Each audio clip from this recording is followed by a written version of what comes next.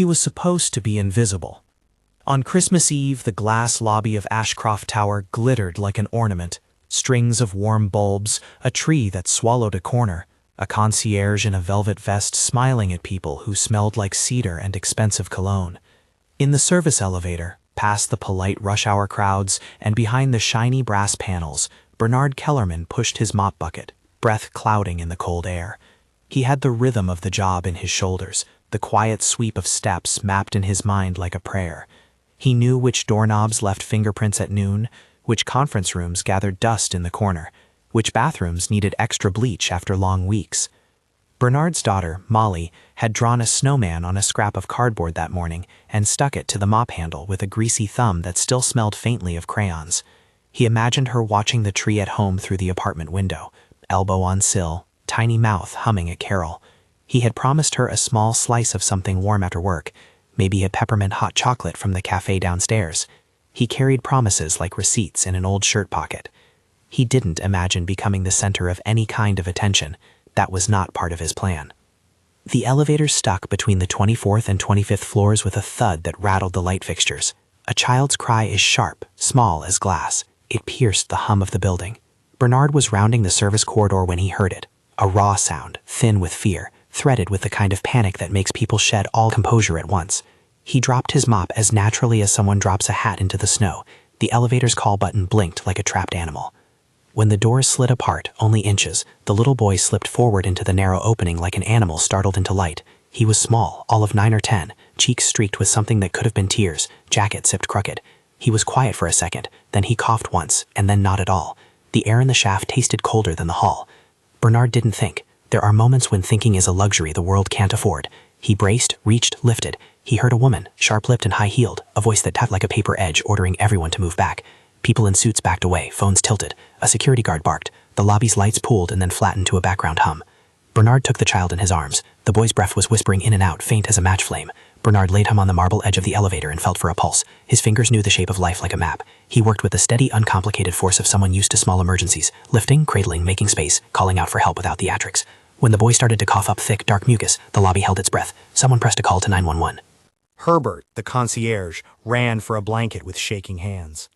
A woman in an Ashcroft Enterprises coat, Alexandra Ashcroft, had pressed through the crowd.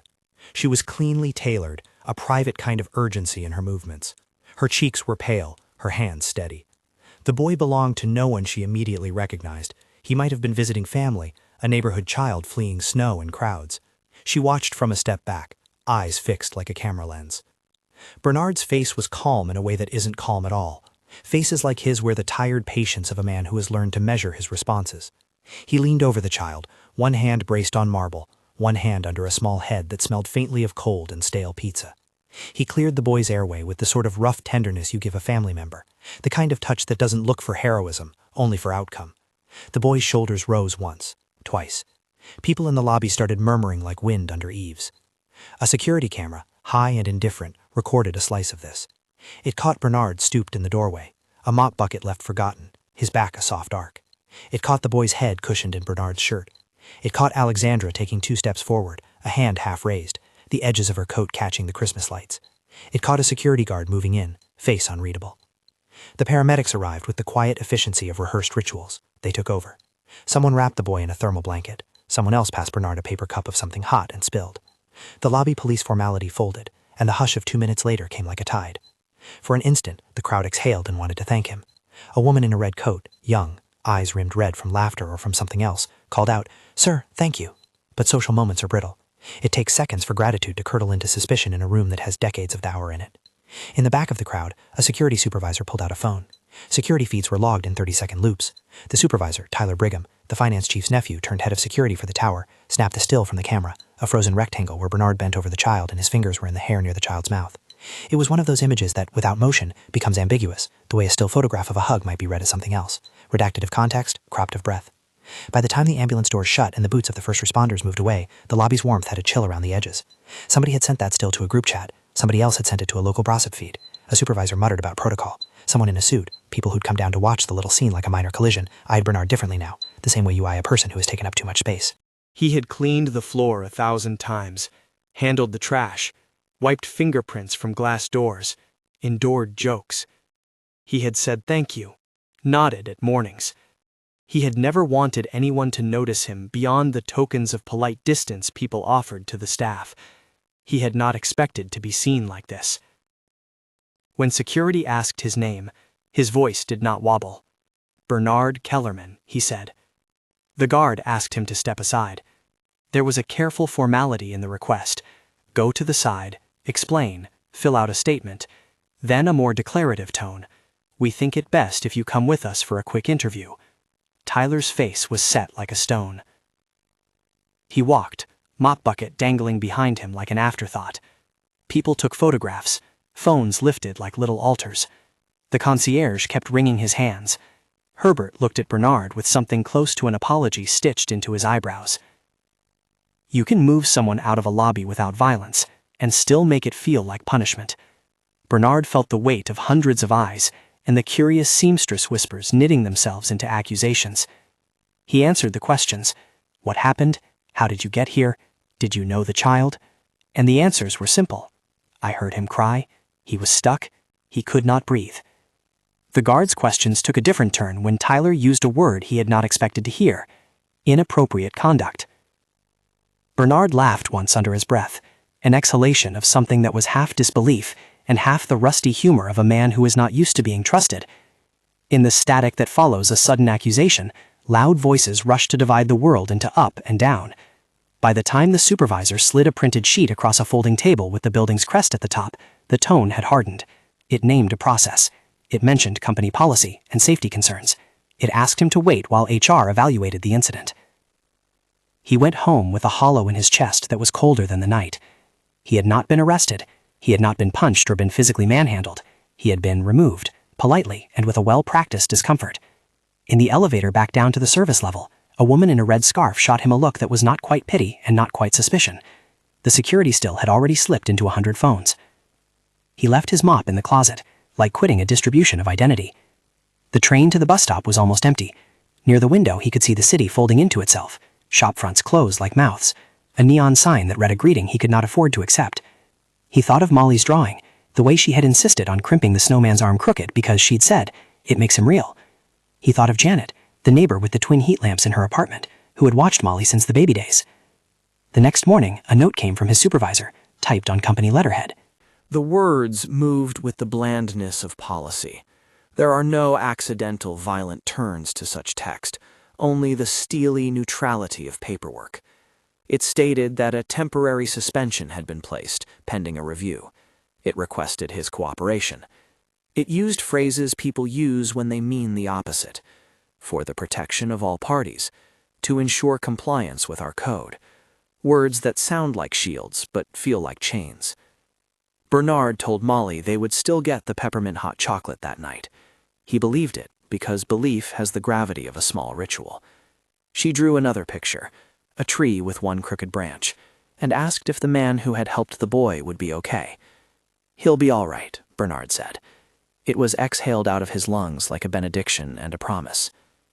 By the afternoon, someone had posted the security still on an online feed with a caption, suggestive enough to ignite. It began in a private group, then a local blogger picked it up, then a gossip column, and then, like a stain under pressure, it spread. The still circulated with alternative histories glued to it, insinuations of impropriety, phrases about boundaries, the usual combustible mix. People threaded commentary beneath each share in shadows, short sentences that functioned as verdicts. No one who wrote the comments had been there for the rescue. Most had not stopped for 5 minutes to ask if the boy was okay. At work, the word inappropriate turned into a kind of grammar of outrage. A call came from HR, its voice even as a blade. It said, "We have concerns, that the footage has raised issues they must address, that a termination could occur pending review." The words sank into Bernard like ice water. He had been careful at work. He was careful everywhere. He had tucked Molly into bed with blankets and songs, had signed permission slips, had whispered bedtime prayers about bills and birthdays that he had promised he would make somehow. There was a bruised realism to his life. Rent receipts, school forms, a dented tin for spare coins. He worked nights so Molly could catch the bus to school with other kids who had shoes without holes. He took second shifts on holidays so he could give them a small piece, a present wrapped in paper as thin as the sky. His bank account balanced on a knife edge, and now that edge glittered with the threat of unemployment. He called Fiona Redford, a quiet woman in Alexandra's inner office who handled 1,000 personal calls for the CEO with an economy of words and an odd warmth. They took his name down, he said. They said inappropriate conduct. Fiona's will softened. I'll flag it, she told him. I'll bring it to Alexandra's attention. Across the city, in a penthouse whose windows swallowed the skyline, Alexandra Ashcroft had not expected to be in this specific story. She had been traveling that day between meetings about mergers and a charity gala. She had a reputation for quick decisions and a mind that operated in spreadsheets and human faces, rare for someone with her wealth. When she first heard there had been an incident in the lobby of her building, her reaction was clinical. Check the experience, ensure the child was safe. When she saw the still, she felt something else. That image of a janitor hovering over a child like a guardian angel made her stomach drop. It wasn't guilt, not yet.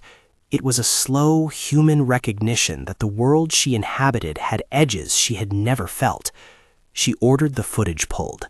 She watched it with her assistant, Fiona, in a small conference room where the lights were low and the Christmas tree in the hallway cast long reflections across the glass. The footage was grainy, the angles imperfect.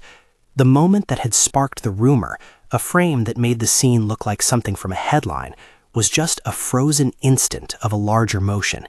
Alexandra played the clip again and again, slowing it, listening to the muffled voices, watching the paramedics. The boy coughed. Bernard held him steady. He did what any person with a conscience would do.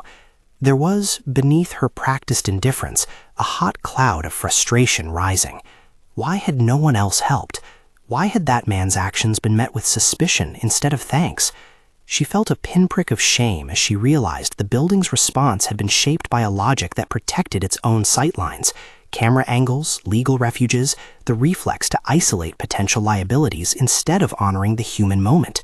She had built a company that prided itself on competence and the kind of efficiency that becomes a moral architecture of its own.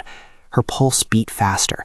The grainy footage on the screen was offering her a test that a spreadsheet never could. Back in his apartment, Bernard tucked Molly into bed and listened to the neighbor's television hum. He tried to read, but his hands kept drifting to the phone. The messages on his social feed were ignited by the still.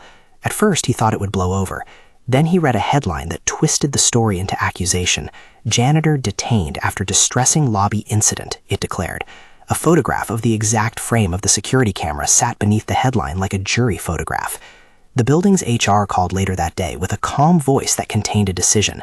They could no longer keep him on site. The email was concise. Due to allegations of inappropriate conduct arising from an incident at Ashcroft Tower, his employment was terminated, effective immediately. There was no room for nuance in the paragraph. The sentence landed like a train crossing a bridge that was already cracked. Bernard read the line twice, as if repetition could rewrite the contract between him and the world. The words inappropriate conduct were clinical enough to be official and thick enough to be toxic. They were the kind of phrase that could be thrown into a file and used like a wedge to push someone out of their life. He felt Molly's small feet padding into his room.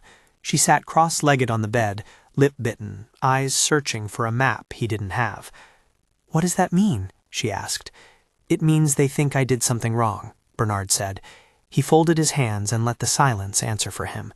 He wanted to tell her the whole truth, that he had pulled a child from an elevator and kept him breathing, but he also wanted to keep her from splitting open with worry. "It means I have to go figure things out, baby, but we'll be okay." That night there was a knock on the door. It was Janet, carrying a bag of stew and a thermos of tea, because in this season people made care out of small things. She had been a neighbor for 8 years. She had watched Molly grow, had held a child when Bernard had to work double shifts. She looked at him with the frankness of someone who'd seen his bills come due and watched him put a single coin in a jar. "You did what you had to do," she said. "Don't let them put that on you." Bernard nodded. He took the stew like a shield. But the city's judgment builds faster than stew cools. The still crawled through comment threads like frost. People pick apart images the way a surgeon picks apart tissue, finding meaning in shadows and then asserting a narrative they will defend with tenacity. He watched his name entwined with speculation that didn't know his daughter's name. He watched the way people applied categories to him: other, suspicious, unworthy. There were messages that suggested he was dangerous, others that framed him as a troublemaker. His phone filled with a sort of static, some messages supportive, many more accusatory. He reached out to his supervisor for his final paycheck, the thing that would tide him over until he could find another shift. The response was bureaucracy. There was a pause, an internal review, a form. They put him on a list for re-employment consideration in some soft, fictional future. Bernard sat at the kitchen table and watched snow settling on the sill like a slow eraser. Meanwhile, the boy's family had been given a version of the story by the paramedics. Their son had been frightened. Yes, he had been stuck. He had been helped. But in a city of patterns, people make decisions based on their fears. Someone in a neighboring office had recognized Bernard from the building's staff list and had sent the security still to a manager who liked to hedge every morning with a coffee and a complaint. The manager looked at the image and, without sound, believed the worst. Alexandra watched the clip, fingers steepled, all of her spacious confidence dimming. She felt the shape of a responsibility close in on her. The company's name was attached like an emblem to the lobby. If she valued anything, it was the code she expected the firm to live by: competence, accountability, stewardship. Today, those words had become shards of glass. She told Fiona to find Bernard's contact information. "I want him found," she said. "I want to know who he is." Fiona's face registered a surprise that they both quickly hid. It was not often that a CEO asked for a staffer to be located for reasons other than a paycheck. "I'll have security pull every stat," she said. "I'll have HR send over the file." "Not HR," Alexandra said. "I want to meet him." There was an edge in that sentence, as if Alexandra's need to be judged competent by her board mixed with an errant personal discomfort she could not file. She wanted to do the right thing, but the thing she most feared was the realization that the system she trusted could have perpetuated a harm she would now be responsible to fix. She felt, for the first time in weeks, like the person in control of a machine that had turned on someone else. Bernard, meanwhile, fumbled through the motions of someone learning that the floor had shifted beneath him. He updated a handful of applications, he called a temp agency, and he moved with a peculiar kind of restraint, walking through the motions of a person who had to keep his face level for his kid. Shops were closing early. Holiday hiring for retail had ended in early December. He walked past windows of restaurants where people unwrapped gifts and laughed. The city felt like an island where his small boat had been cut loose. On the third day, a neighbor asked about the story. "They're saying he did something," the neighbor said, eyes flicking to the TV with a weather reporter's face that was always the same. "Said he was seen inappropriate with the kid." The neighbor didn't look at him. No one wanted to look at the person implicated in an accusation that might displace their ease. Bernard felt the accusation settle in his shoulders like a cold coat. He had been trained to be practical in emergencies, not in reputational warfare. He did not know how to protect himself from an image snared out of its context. He did not know how to fight a whisper that had become a headline. News vans appeared outside the building on the sixth day, twining their cables and setting up light rigs that seemed obscene in December. There were reporters at the periphery, their smiles practiced, their questions flatter than they seemed. A camera caught a still and ran it as if the image itself were the story. The internet is not a place of processionals, it is a place of piling logs. Each share became a log. Each log warmed someone's certainty that they were on the right side of a debate they had not yet understood. Bernard began to feel something else at the base of his skull, a pressure, a constriction that had nothing to do with weather. He went to the free clinic. There were long waits. But he told the nurse he was exhausted and shaky. She asked questions in soft tones, recorded vitals. "You need sleep," she said, like a kindness and a warning. He slept poorly. When he woke, he took Molly to school and tried to hand her a lunch that did not tremble in his hands. She hugged him the way children hug an anchor, quick, sure, trusting. She did not ask him if he had been seen on the news, she only asked if they would have pancakes for dinner. The building's legal team sent an email to tenants, offering a statement that the company was cooperating fully with authorities and that any concerns regarding safety are taken seriously. That kind of carefully worded message is a technique of power. It reassures some while isolating others. It plants a pause where justice might have been. It signals to the city that the company was covering its bases. It made the company's name visible in a way that forced people to align themselves in public. On the seventh day, after hours in which his phone buzzed with friend requests and private messages ranging from empathy to cruelty, Bernard received a final letter. It used legalese, the kind that is cold and designed to be unambiguous. Due to allegations of inappropriate conduct, it read the exact phrase he'd received before, only now there was no pretending it was a temporary suspension. Your employment is terminated, effective immediately. He sat with the paper in his hands and looked at Molly's crayon snowman on the refrigerator. The tear in the edge of the letter glowed like a wound. He had no higher education. He had less than a record of transferable skills. There were, in his line of work, fewer resources than there were expectations. Alexandra's unease grew. The more she saw the feed, the less satisfied she felt with the building's reply. She asked Fiona to compile the security footage, an entire spool, and then to review the logs. She wanted to know how the still that had started the rumor had come to be. Fiona returned with a trace, a person in security who had clipped a frozen frame and sent it. Tyler's face was in the margin, a neutral color. Alexandra called Tyler into her office. He came with a suit that made him look younger than his title. Quick laughs, fast teeth. "We were protecting the building," he said, hands open. "We acted on the information we had." "The information you had was a single still," Alexandra said. "A still is not a story." He shrugged. "It raised concerns, Alexandra. When something runs through the feeds like that, you have to be decisive." She saw in his posture something she had seen before in meetings with finance types, an economy of moral imagination, a practice of constraining empathy to the size of a balance sheet. "You removed a man who saved a child," she said. "Is that the policy you want to stand behind?" He did not answer, or rather he answered with a corporate dialect that sounded like policy. "We erred on the side of caution," he said. She did not like the sound of the phrase. For all her detachment, certain sentences made a prickle run across her skin. "Then correct the error," she said. "Find him. Bring him in front of me." They had a name: Bernard Kellerman, janitor, single father. Fiona found his contact through an old payroll stub. Alexandra picked up the phone herself. She had never called someone like him on a personal line before, not out of habit, but because people like Bernard rarely found their way into the spaces where her decisions lived. Bernard's voice was wary on the line. "I don't know what you want me to do," he said. "I want to meet you," Alexandra told him, "not as a suit, as someone who saw what happened on a screen and wants to know the rest." He hesitated. He told Molly later that someone was coming to the door, someone who wanted to bring him soup and say the right words. Molly thought it would be like television, a tidy resolution. Bernard wanted to believe it would be an opportunity to show he had done nothing wrong. He was tired, but he went. He had to. The city had a way of pressuring compassion into showy statements. When Alexandra met him in the lobby, her coat buttoned against the cold, her breath steaming in little puffs, Bernard felt the geometry of difference like weather. She from places with views, him from the city below that sustained the views. She didn't carry a press release. She carried an apology shaped like a question.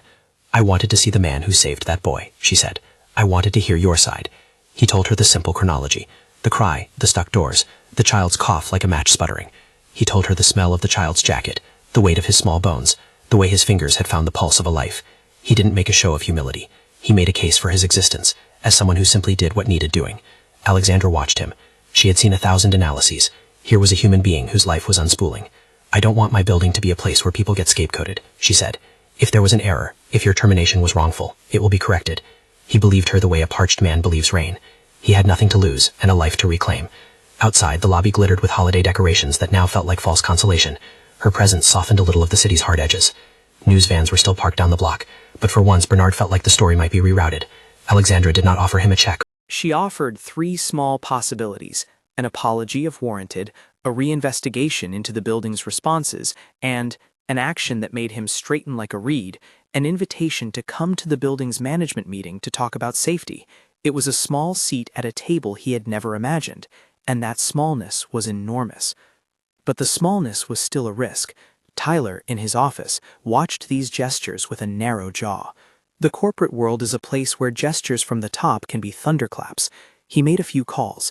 Not overtly hostile, he was careful, but he fed a current to the gossip mill. It didn't take much. A fragment here, a rumor recirculated there.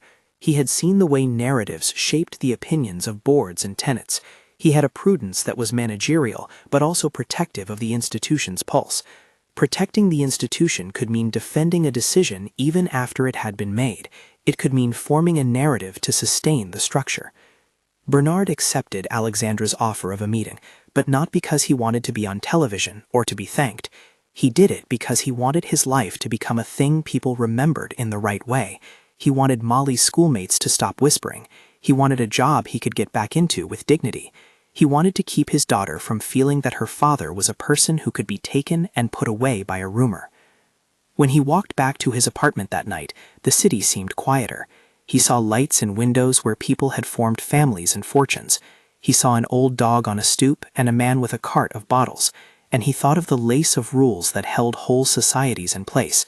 He could not fix the machine with his bare hands, but perhaps he could point to a wound and ask it to be stitched. He did not know that Tyler had begun to seed a second line, a faint countercurrent meant to protect the reputation of the building in the face of her personal intervention. He did not know that the still, which had started the rumor, had been clipped at an angle that would not be seen by a casual viewer, but would be used by those who wished to confirm what they already thought. He did not know how relentless attention could be. In the morning, a camera crew filmed the lobby from across the street, a lens catching those who entered and those who left, like fish moving through a narrow river. Someone filmed Bernard arriving for the meeting with Alexandra, Molly's backpack buckled on his shoulders, a small man with clean shoes and a face that had been living in the shade. The footage made a tidy bow for a story that was not tidy at all. He didn't see the posts that called his actions suspicious or inexplicable. He didn't see the threads that would turn into a smear campaign. He only felt the small, solid movement of someone who had done the thing he was supposed to do, and who now had to hold the consequences for that thing in a world that had not prepared him for them. The meeting would not be a curtain call. It would be a crossroads. He hadn't yet learned the shape of the road he was on. He had a daughter's small hand in his memory and a mop handle still with a finger smear of paint. He had an advocate in a woman who had the power to call out the servers and to make the feeds bend to her will. He had enemies who would find reason to be angry if institutions were asked to repair themselves. Outside, someone scrawled a note in the snow with a reply to the day's headlines, a childlike scrawl asking for the truth.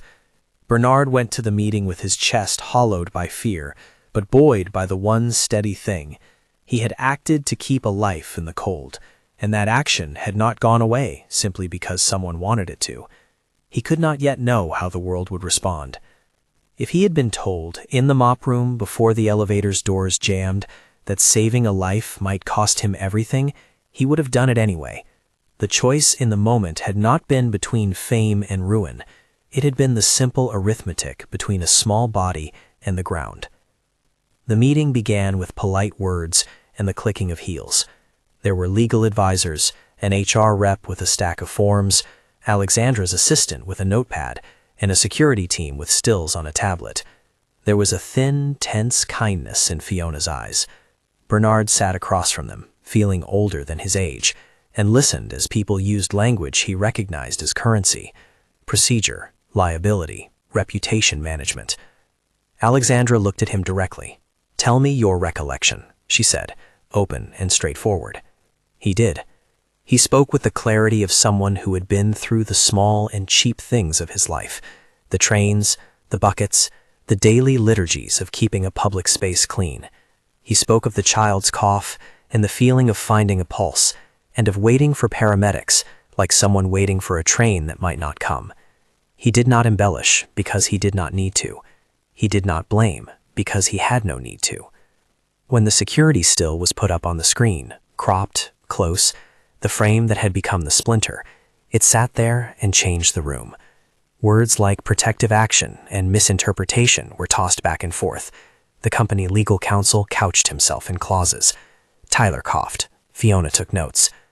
There was an inclination, a small one, to plead for human decency, but the corporate muscle flexed itself like a trained animal. "We will consider your testimony in our final determination," the HR rep said. It was a phrase whose meaning was thinly predictable. Bernard left the meeting not with vindication, but with an appointment, a final HR withdrawal, a file closed with a decision that might not be favorable. He left carrying his dignity like a suitcase that had lost a wheel. At home, Molly waited, with a plate of cookies and a drawing still taped to the fridge. She ran to him and threw herself at his knees. He picked her up, felt the warm, small weight of her, and wondered how to translate the day's exhausted gravity into something she could hold without it breaking her. "They'll fix it," Alexandra had said. Her words were a small ember against the wind. Across town, Tyler drafted a memo that outlined possible reputational risks and recommended that the company stand by its original decision until a full review was complete. He did not aim to make Bernard's life miserable out of personal malice. He did it because protecting the building's image was, in his mind, equivalent to protecting a community. In his world, damage control is the ultimate form of stewardship. But sometimes, the people who control reputations forget that reputations belong to human beings. They become abstractions that can be polished, without regard for the ones who live them. When the night fell, Bernard sat at the window and watched the city come alive with lights and carols. He thought of the child in the elevator and of the sound of his breath returning. He thought of the still, how a single frame had narrowed the story until it looked like something else. He thought of the note he had left for Molly's teacher, explaining he would be absent from a holiday bake sale. He thought that perhaps, in the end, the world would do the right thing. He believed in small acts of trust because that was all he had. And in a penthouse, Alexandra stayed up later than usual, replaying the footage until the frames blurred. She felt something in her that made her wake the next morning determined to act. Not to make a press statement or posture for the cameras, but to find the man who had saved a life and see if there was a way to restore the place his employment had taken from him. It would mean wrestling with layers of bureaucracy and the stubbornness of people like Tyler. It would mean risking a spectacle. She had never been someone who enjoyed the public eye for its own sake. She liked being decisive, and decisiveness often smoothed over complexity with a blade. But when a human being was harmed by her company's reflexes, the blade felt like a poor tool. She wanted repair. But repair has a shape that is unwieldy. It requires people to admit a little of what they don't know. It requires friction, admissions, and a rearrangement of priorities that many find uncomfortable. Tyler would resist. The feeds would howl. The city would pick a story and run with it. Bernard did not yet know how much the pressure would mount. He did not know that the smear would deepen in the days to come, that opportunities would recede behind a wall of misunderstanding, that his daughter's small school might one day be a place he would have to shield her from whispers. He did not know where Alexandra's conscience would take her, only that someone had seen the footage and that someone had decided to look closer. He had saved a life. That should have been the end of the story. Instead, it was only the beginning. The city reconfigured the moment into 100 stories and thrust them into a machine hungry for certainty. Bernard stepped into the cold, and the cold stepped back at him, patient and indifferent. If you want to see how this unfolds, how an act of kindness becomes a battleground, and how the person who was overlooked in a gilded lobby might find a place at a table he was never invited to, subscribe and follow. This story isn't just about one man, it's about what happens. The subscribe request hung in the air like a promise, then the city swallowed it. For Bernard, the day after the meeting felt less like a beginning and more like a slow process of being unwound. The smear did what smears always do. It found oxygen. An influencer with a knack for outraging followers picked up the cropped still and layered a caption thick with insinuation. A morning radio show ran a segment about safety in public spaces, with callers who'd never entered the lobby of Ashcroft Tower offering verdicts. The still, frozen and mute, was the hammer. Voices supplied the blows. Bernard answered a dozen phone calls he did not want. HR, a recruiter who asked questions that had nothing to do with his janitorial skill set, and an angry tenant who wanted to know if the building was safe. He fielded a voicemail from a temp agency that said they were unable to offer work at the moment. He opened his email and found messages from people he once casually greeted at the bus stop, now parroting the rumor without ever having seen what had really happened. He kept a brave face for Molly. She still left a paper snowman on the kitchen table every morning. She still asked for pancakes. She still believed, without the cynical geography of adults, that things would straighten out. They'll fix it, she told him, the sentence carrying the elegant certainty of a child who thinks adults can fix anything with enough effort.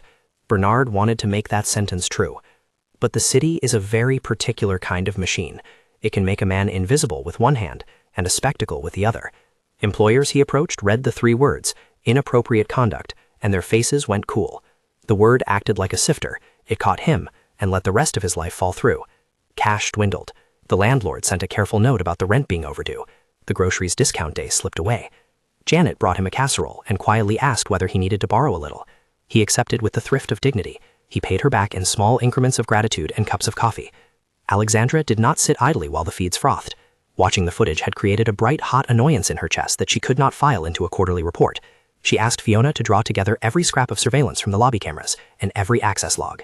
She convened a small, private review, not the corporate machinery of press releases and legal hedging, but a compact circle of the people she trusted.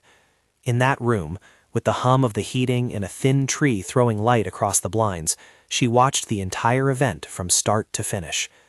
What she saw was hardly dramatic. A child trapped, a building occupant frozen, a janitor acting without fanfare. The full tape reassembled the moment the still had fractured. The angle that had seemed so compromising now looked like an awkward slice of motion. She felt anger, Not the exact sort that fuels press fires, but a private, concentrated anger at the reflexes of those entrusted with safety. If the building's response had been a protective instinct, it had been poorly directed. If the building's writers, security, HR, legal, had adopted a posture of protection, they'd done it by making a man invisible. She called Bernard again. This time she did not wait for a meeting. She did the thing that wealthy people rarely have the habit of doing. She used resources for practical immediacy. Fiona booked a car. Alexandra drove to his neighborhood herself, through the city streets wrapped in snow and neon, because the act of personally crossing the lines between their worlds mattered to her in a way analytics never could. Bernard was at the clinic by then, half asleep in a folding chair, the smell of antiseptic a kind of sterile lullaby. He had gone because his body was announcing itself in small alarms, sleeplessness, a weight behind his eyes, a nervous tremor in his hands. The nurse had made sympathetic noises and sent him home with a list of rest recommendations. He had fallen asleep on the couch and woken to find a text from Fiona, then a call from an unknown number that turned out to be Alexandra's. "You need to rest," Alexandra said the first time she reached him. "If you want, I'm coming by." There are moments when pride and necessity test each other. Bernard could have declined. He could have let pride keep him in his small, familiar orbit. Instead, he accepted. He found himself tidying a small patch of the apartment, as if the act of cleanliness would create order in the rest of the world.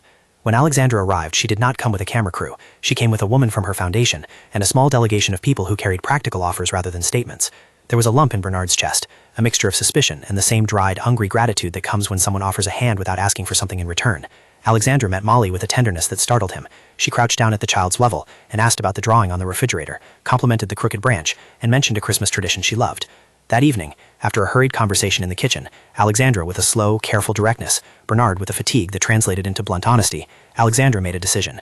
She did what power does best when it wants to correct an error. She redirected resources. She arranged for a medical checkup the next morning, she had a small emergency fund wired to cover the most immediate bills, and she arranged for temporary housing in a service department while a fuller plan was developed. She asked Fiona to write a statement, not for the press yet, but a formal, notarized note she could sign and put into the record if needed. The notarized statement was simple and precise. It attested to Alexandra's personal review of the full footage, it described the actions she had seen, and it expressed her belief that Bernard's conduct had been entirely appropriate and life-saving. It stopped short of legal declarations, or anything that promised legal recourse. It was instead a simple clearing of the story from her vantage point. The act of notarizing it mattered. It translated a private conviction into a document that could not easily be dismissed as gossip. Word of Alexandra's involvement leaked, despite her efforts at discretion, not through press releases, but through people who wanted to believe that a powerful person could do the right thing.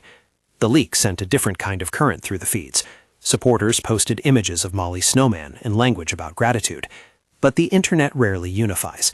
Tyler, watching the tides from his own desk, smelled danger. Alexandra's intervention threatened the narrative he had cultivated, a narrative of caution, of institutional defense. His instinct was defensive. Power often moves to protect itself. He did not publicly denounce Alexandra. He did something softer, more insidious. He seeded doubt. He circulated a memo in his contacts asking for a comprehensive review of staff conduct and security procedures. He emphasized the need for consistent policy application. In emails, he used the language of concern, phrases that would later be quoted in interviews and op-eds as proof of prudence. He suggested that releasing footage might compromise privacy and set a precedent. It was a way of slowing the wheels Alexandra had put in motion. The city, which loved spectacle, seized upon the friction. Opinion columns sprang up with titles about safety versus shortcuts. People on social platforms argued its merits as if debating a statute. In the middle of it all, Bernard tried to keep a life mundane. He took Molly to school, bought cheap crayons when the ones she had ran short, and tried to answer the never-answered question of how to keep money coming without a job. He applied for cleaning positions at other buildings. The interviews were polite and ended with the same phrase, "We'll be in touch." He fielded sympathetic messages that were too late to be helpful. One evening, after Molly had been tucked in by Janet, and after the apartment had settled into the quiet that only long winters understand, Bernard felt something go wrong in his chest. It started as a sharpness and gathered into a pressure he could not carry. He tried to breathe through it, like someone trying to force open a locked door. He had been living on too little sleep and too much worry. He felt dizzy, then a surge of heat, and then cold. Janet, who had been staying a little later because she worried, saw his face and acted without the formalities that had governed his encounters with the building. She called 911. Paramedics arrived, efficient and steady. They strapped him onto a stretcher and moved quickly through the hallway lit with borrowed holiday lights. The ambulance's siren was muffled by snow. Molly woke at Janet's touch and cried. The neighbor wrapped her in a blanket and held her until Alexandra arrived at the small clinical emergency room with a coat still dusted in slush. Alexandra watched in the hospital's fluorescent light as nurses took Bernard's vitals, listened for the beeps of machines. She sat in a corner of the waiting room like an interloper, feeling the weight of money and apology and the helplessness of a person who had read a tape and realized that tapes don't always fix everything. When a doctor finally spoke, it was in a tone that said, exhaustion, dehydration, likely fainting due to acute stress. They ran a battery of tests to rule out other causes. Nothing catastrophic, the doctor said, and that sentence did more to steady Alexandra than anything she had done all month. Bernard woke to the slow, disorienting light of recovery. He tasted the antiseptic and something that might have been a hospital pudding. He found Alexandra across the room, standing awkwardly in an ill-fitting chair. He felt briefly a surge of shame, of being the man who had been carried past his front door by men with radios. He felt raw in a way he had not anticipated. "You did what you had to do," Alexandra said, without pretense. "You saved a child. I am sorry it cost you more than it should have." He breathed in and found words thick with fatigue. "I didn't think it would go like that," he said. "I didn't think it would cost us." "You're not alone in this," she said. She did not make promises about the internet or the city or every corporate actor who would continue to spin. She made specific offers. Medical bills covered, temporary housing for a month in a safe, quiet place, the services of her foundation to help Molly with school supplies, and a proposal she'd been contemplating since the first time she replayed the footage. Would he consider helping them design a staff welfare program? It was an awkward offer at first glance, but what it meant, beneath the polish of corporate phrasing, was a real chance. A seat at a table, not charity. "You'd have to teach us what being invisible feels like," Bernard said slowly. He meant more than the mechanics of being a janitor. He meant the social invisibility that leaves people vulnerable. Alexandra nodded. They began the delicate work of rebuilding a narrative. Fiona drafted a carefully worded public note. It did not overreach. It acknowledged the incident, stated that Alexandra had reviewed the full footage, and expressed gratitude for the actions taken by Bernard. It described the company's commitment to a fuller review and to supporting its staff. Tyler ran a cold hand across the memo before Fiona sent it. He warned that the memo might inflame both sides. Fiona, who had long learned to translate Alexandra's impulses into corporate language, sent it anyway. When the notarized statement became known, Alexandra's formal attestation that she had personally reviewed the footage and believed Bernard's actions were appropriate, the tide began to shift. It did not erase the initial damage. Smears have a residue. But the narrative widened. People who had only seen the still began to watch the full tape. That full tape, when it circulated, showed what the still could not. The small choreography of a rescue, the quick decisions of a man who had no intention of being noticed. Tyler, watching the tide change, did not stop. He pivoted. Instead of outright opposition, he attempted to tighten the institution's control of the message. He pushed for a cautious approach to employee relations, suggested confidentiality agreements, and recommended a review committee. He marshaled a few supportive voices among the tenants. To him, this was less about Bernard and more about precedent. If the company publicly bowed to pressure where they saw risk, what would stop the next crisis from swallowing them whole? Alexandra decided, privately, that this was not a moment for head or delay. She wanted repair and accountability, not just for Bernard, but for the systems that had allowed the initial response. She used her platform to launch a modest but substantive set of measures: an employee emergency relief fund, clearer protocols for staff assistance, mandatory training for security and HR on interpreting situations without resorting to reflexive suspicion, and a fast-track review process to prevent a single image from becoming a career-ending narrative. Bernard, who had become an accidental symbol, was offered the role of community liaison for the program she wanted to build. It was unprecedented in its frankness. A person who had experienced the harm would help design the fix.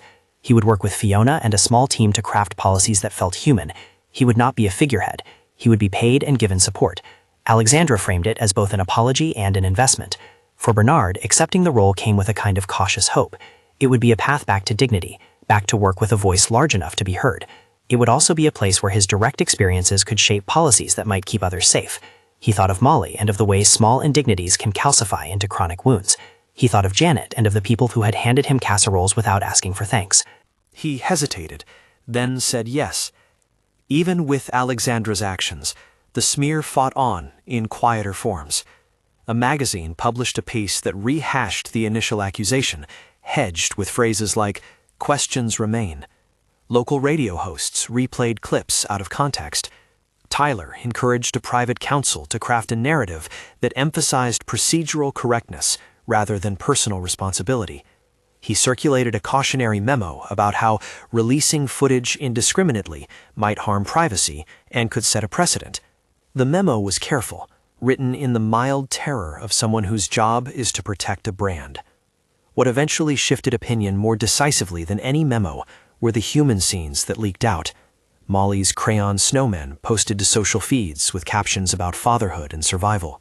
Notes from neighbors who had seen Bernard help with chores and listen to children at the bus stop. A montage Alexandra arranged, photos of Bernard sweeping the lobby, of him at the parent-teacher meeting, of his smile at a community holiday fair. People began to see a full life rather than a single frame. Then came the press event, deliberate, low-key, not the typical spectacle of corporate apologies. Alexandra stood at a podium and spoke with a voice that had learned to be precise. She did not grandstand. She did not use the moment to glorify herself. She described what she had seen on the tape, acknowledged failures of procedure, and presented the components of the new program. An employee emergency fund seated by Ashcroft Enterprises, an office of rapid response for welfare cases, regular training for security staff that emphasized human-centered judgment, and a permanent seat for an employee advocate on the building's management board. She said Bernard's name. She read a portion of her notarized statement into the microphone, not to force an argument, but to provide a document of record. Fiona stood nearby with copies. In that room, the words "inappropriate conduct" felt like a scar that needed tending. Alexandra's statement did not erase the scar, but it began the slow business of healing. The speech did not immediately silence every critic. Tyler's cautionary memos were quoted in op-eds as evidence of prudence, and some voices accused Alexandra of overreach, of letting emotion determine policy. But the tide had turned enough that the majority of the coverage focused on the remedy rather than the rumor. Social feeds filled with images of Molly's crooked-armed snowmen, and with short, plain testimonies from people who had seen Bernard help at buses and community centers. Bernard's hospital visit left him weaker than he liked to admit. The medical team had recommended rest and a slower reintegration into work. The temporary housing allowed him and Molly a quiet space where the internet could not easily intrude. Alexandra personally ensured that their apartment would be furnished and that Molly's routine would remain uninterrupted. School, piano lessons, a tutor if they wanted it. She did not pretend her actions would erase the hurt, but she offered practical remedies instead of words.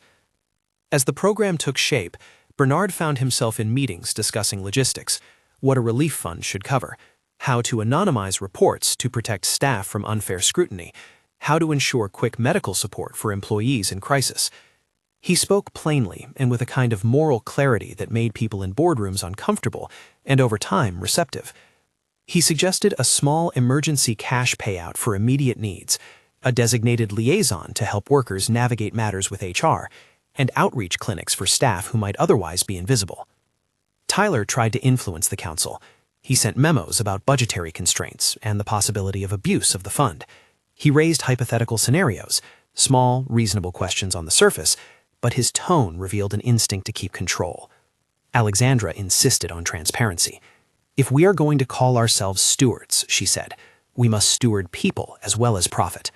It was a phrase that read well in the minutes and landed harder in the staff meetings. Tyler grumbled, but the votes went Alexandra's way. One of the program's first acts was symbolic and exacting, a formal clearing of Bernard on the record. It was not a court judgment. It was a public recognition by Ashcroft Enterprises that their processes had failed him and that their records would reflect the review. The company released the unedited footage along with Alexandra's statement and the outline of the new program. The security still existed, but in context it became one frame among many, no longer a weapon. There were, inevitably, detractors. A columnist accused the company of virtue signaling. A few influential voices tried to revive the rumor by recirculating the cropped image and whispering about what else might be hidden. Tyler circulated a careful note recommending more counsel and more confidentiality. He did not succeed in derailing the project, but he created noise enough for people who prefer the comfort of casting doubt. Bernard's life began to steady. The emergency fund paid an overdue electricity bill. The liaison fixed an administrative error that had threatened his children's enrollment in a city program. He was put on payroll as a paid advisor to the program, not as a token, but as an operative with real responsibility. He walked into meetings and no longer felt the outer edges of the room as if they could cut him. He taught people what invisibility felt like, that sensation of being present and uncounted, of handprints on door handles that never become signatures. He did this without bitterness, with a weary humor that disarmed and taught. Months later, the company invited him to speak at a small conference they sponsored on workplace dignity. He was nervous. He had never spoken before a room of the very managers who, before, might have dismissed him as an employee who had been let go. He prepared in the way someone whose daily life is crisis preparedness might. He rehearsed in the mirror, he wrote notes on index cards, he asked Janet for honest advice. Molly wanted to help. She made him a paper tie out of construction paper and insisted he wear it. On the day of the conference, the room hummed with the low temperature of corporate efficiency. There were slide decks and legal slides. Bernard's turn arrived like a small light. He walked to the podium and for a long beat let the room settle around him. His voice was not polished, but it was steady. "I was told once," he began, "that a single image can tell a whole story." It was true. It told a story that almost cost me my job and my dignity. But the full story was there if people wanted to see it. He spoke of the night in the elevator. No technical steps, no instruction, only the shape of a moment. A child stuck, a man who saw and acted. He spoke of what followed, of how the cropped still became a sentence that could undo a man, of the way names change when the world decides on a narrative. He did not point fingers at the crowd. He named the processes. He spoke of the relief fund and the liaison and the training. He told the administrators in the room what practical steps mattered: fast review, human-centered judgment, a place for employees to bring their stories without fear of immediate penalization. People listened. Some shifted in their seats, others took notes. Alexandra sat in the third row, hands folded, watching the man she had helped stand in a room full of people like her. She felt something she had not felt in years, the clean pleasure of a quietly right decision. After his remarks, Bernard did something he had not expected. He spoke directly to the cameras in the foyer, because he knew cameras would be there.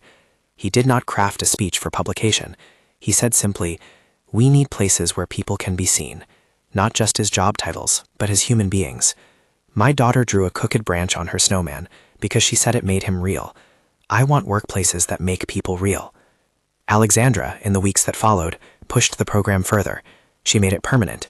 She built the program into the company's governance structure: an employee advocate seat on the board, annual audits of welfare response, a small foundation fund dedicated to urgent staff needs. She also used the company's influence to encourage other building managers to create similar programs. She did not cast herself as a savior. She insisted the approach be replicable, scalable, and accountable. Tyler found himself increasingly out of sync. He remained influential in certain circles, but the broader momentum had shifted. People preferred clear responses to the slow combustions of rumor.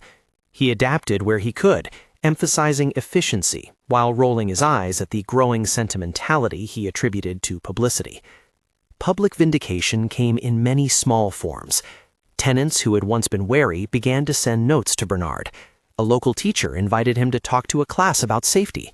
Molly, shy at first, sat in the front row with a paper snowman on her lap. A small nonprofit asked him to consult on programs for vulnerable workers. He began to speak at community centers, not as a celebrity, but as someone with lived experience. The change was not instantaneous, nor was it complete. Residual whispers persisted in corners of the internet. A particularly sharp piece in a small outlet rehashed lines and suggested Bernard had been supported into a cushy role. People who favored neat cynicism saw the program as theater.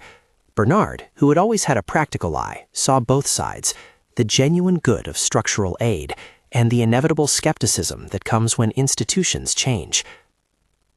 One crisp evening, months after the elevator, Bernard and Molly returned to the Ashcroft Tower lobby, not for a hearing, not for a story, but to see the tree.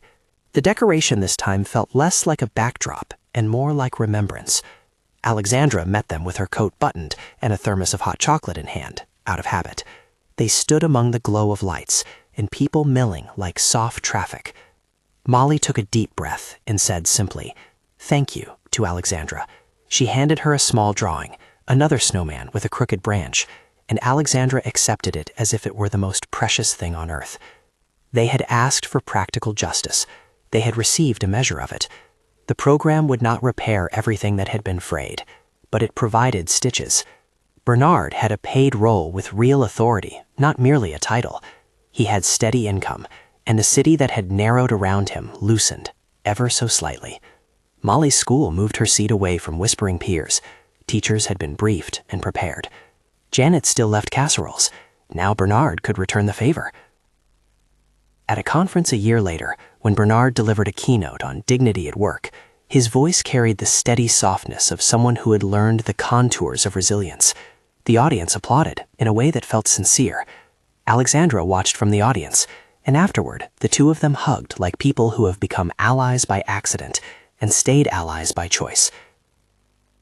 The story that began with a frozen frame ended with small, decisive acts: a notarized statement that cleared a man in the court of public record, a temporary apartment that let a family sleep through the night, an emergency fund that caught someone before they fell too far, a program institutionalized so the next person would not be undone by a single image. It was not a fairy tale. It was, instead, something better and colder and truer, painstaking repair. Bernard and Molly moved back into their neighborhood apartment in early spring. They kept the snowman on the refrigerator. Molly began to bring home drawings with more confident branches. Janet came by less to worry and more to borrow a cup of sugar. Bernard's days were fuller with meetings, but his hands still found the cadence of keeping spaces clean. He found, oddly, that the work grounded him in ways speeches never could. One quiet night, he sat on the stoop with Molly, looking up at the flat of sky above the city. He told her a story, not about himself, but about how sometimes the world gets things wrong, and then, by small human efforts, steps back and tries to fix them. He spoke of the man you become when you refuse to let rumor define you, and of the dignity in ordinary courage. She nodded, solemn as a child with an adult's capacity for accepting truths. "People see you now, Daddy," she said. Bernard smiled. "I am seen," he said, "and I'm going to make sure other people are seen too." That work of being visible and making structures that make visibility possible proved to be the real victory. It was not a single event, but a series of careful, often unheralded changes. A fund used to prevent eviction, a liaison who walked a worker through a confusing benefits form, training sessions that taught security guards how to ask questions rather than draw conclusions. It rippled outward in ways none of them could have traced exactly, but the texture of the workplace changed enough that others noticed. When the press finally framed the episode as a cautionary tale about rushes to judgment and a case study in corporate responsibility, Bernard felt both relief and a kind of tired wariness. He had been through the furnace of public opinion. He had learned that being right is not always enough. Having a network of people and structures to back your truth matters. In the end, it was not about celebrity or retribution. It was about a man who saw a child in peril on Christmas Eve and did the only thing his humanity required. It was about what a powerful woman did when she was confronted with the evidence of a system's failure. It was about a corporation that chose to turn a painful episode into practical reform. It was about the many small decisions: Fiona's notes, Janet's casseroles, the paramedics' steady hands, that added up to a different future.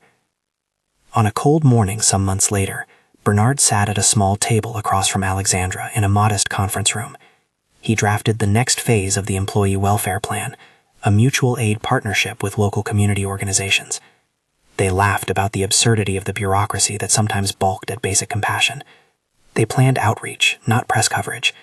They wanted people to feel safe asking for help before the image of a single framed frame could be weaponized against them. When they finished, Alexandra looked at the man across the table, the man who had once been simply the background of a lobby, and she said quietly, "Thank you for staying, for trusting that we could do better." Bernard answered with the sort of humility that had become his vocabulary. "It wasn't just me," he said. "It was a lot of small hands. But if my voice helps someone else keep their job or keeps a child safe, then it was worth it." They left the meeting and stepped into a courtyard where the winter had finally loosened its grip. Molly ran ahead, her snowman drawings now taped to a small bulletin board in the lobby, as if to mark the passage of a season and the small proof of a hard-fought winter. People walked by with coffees and dog leashes, and for once the lobby felt like a bridge rather than a border. If anyone asked what had happened, Bernard would tell them simply he had done what he had to do. If anyone asked what the building had learned, Alexandra would tell them, look, listen, and design for people. If anyone asked what they had both learned, Molly would probably answer with the tidy logic of children, that crooked branches make things real. This is not a story that ends with an invincible hero or an irreproachable institution. It ends with people who are imperfect and institutions that must be nudged into decency. It ends with a father who put his body between a child and harm and paid a high price for doing the right thing, and who, with the help of others, found a path back to stability and to a seat at a table where he could help keep others from being erased.